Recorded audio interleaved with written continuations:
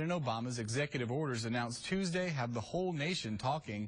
Arkansas's top elected officials united in their opposition, including Senator Tom Cotton, who said the president's orders, quote, purposely seek to blur legal lines and intimidate individuals from exercising their right to buy or sell a firearm. Earlier this week, I asked him whether legal lines are already blurred. Here is his response. I oppose President Obama's executive actions on gun control because I support Arkansans' Second Amendment rights. President Obama is further blurring lines that he's blurred in the past, and I think that these proposals are unconstitutional, ineffective, and largely a distraction from other policy failures.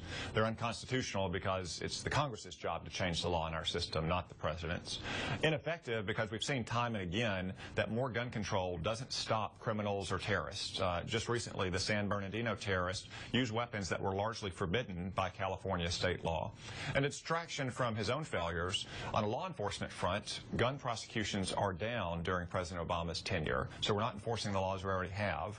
And from a foreign policy standpoint, President Obama's failed policies in the Middle East have allowed the Islamic State to rise to power and to attract and inspire more followers around the world who want to kill Americans. So I think we should focus on the real problems at hand, not politicize this debate about gun control and take ineffective and unconstitutional action. Where do you see the line should be between someone who has to have a license and perform a background check to sell a gun versus somebody who doesn't?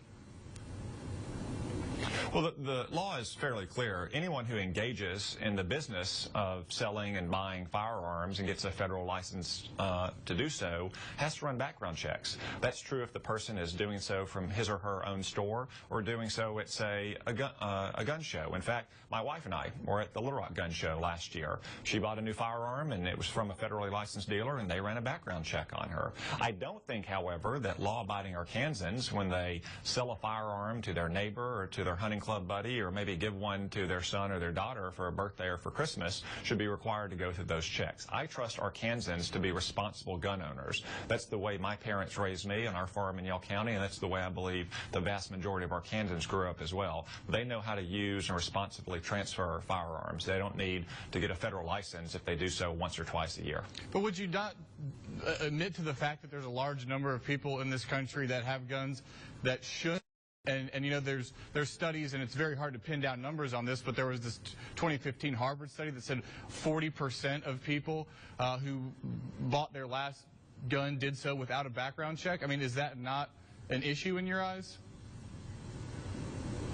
Well, I would acknowledge that some people have guns who shouldn't. That's one reason why it's disappointing that President Obama, who's made such an issue of this, has presided over a decline in gun prosecutions. We need to focus on enforcing the existing laws that we have rather than adding laws that won't be effective in stopping criminals or terrorists, yet will deter or chill the Second Amendment rights of law-abiding citizens. And again, I trust Arkansans to know the difference between right and wrong. I don't know many folks in Dardanelle or Yell County who would sell a firearm or give a firearm to someone that they believe is not fit to have one. If someone is in the business of transacting firearms and they use the background check system, I don't think that should be required, though, for neighbors or family members, for instance. Do you extend that same trust to buyers? Like, would you trust terrorists or criminals not to buy? You're giving that trust to someone not to sell. Well, again, if anyone's engaged in the business of transacting firearms and doing so dozens of times a month through their livelihood, then of course they have to conduct background checks under existing laws. Now, I don't think terrorists and criminals are going to be walking into Walmart to buy a firearm. I think they're going to be using straw purchasers, or they're going to be transacting it in the black market economy. What we should be focused on is trying to enforce the existing laws to make sure that we are deterring those people from getting firearms, not infringing on the Second Amendment rights of law-abiding Arkansans. I want to switch to foreign policy and what has happened recently in the Middle East in this confrontation between Iran and Saudi Arabia over the individuals that were executed in Saudi Arabia. Considering those executions, past human rights abuses in Saudi Arabia, their treatment of women, has happened with the funding of madrasas across the Middle East, does the United States need to reassess its strategic alliance with Saudi Arabia?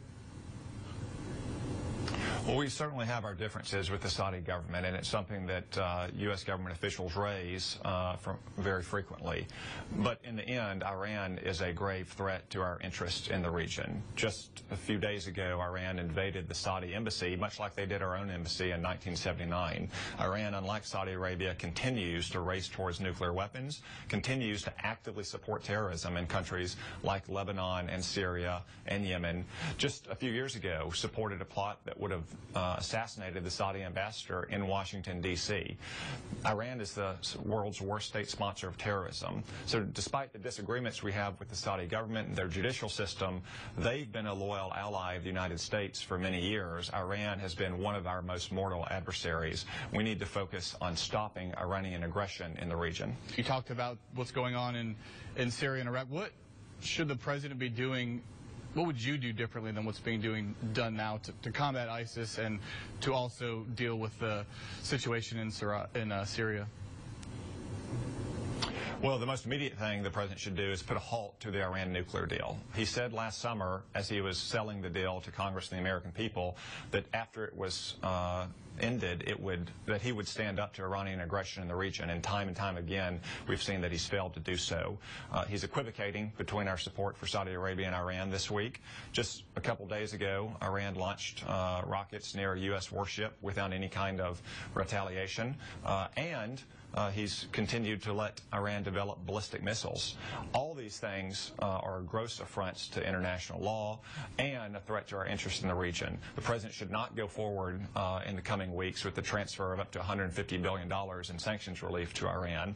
He should make good on his to stand up to Iranian aggression and not move ahead with that nuclear deal, because Iranian aggression throughout the region is the ultimate answer to most of the problems in the Middle East, whether it's the civil war in Syria or the rise of the Islamic State or the threat that Iran poses directly or indirectly through its terrorist proxies. All right, that's all the time we have. Senator Tom Cotton, thank you so much for coming on the show.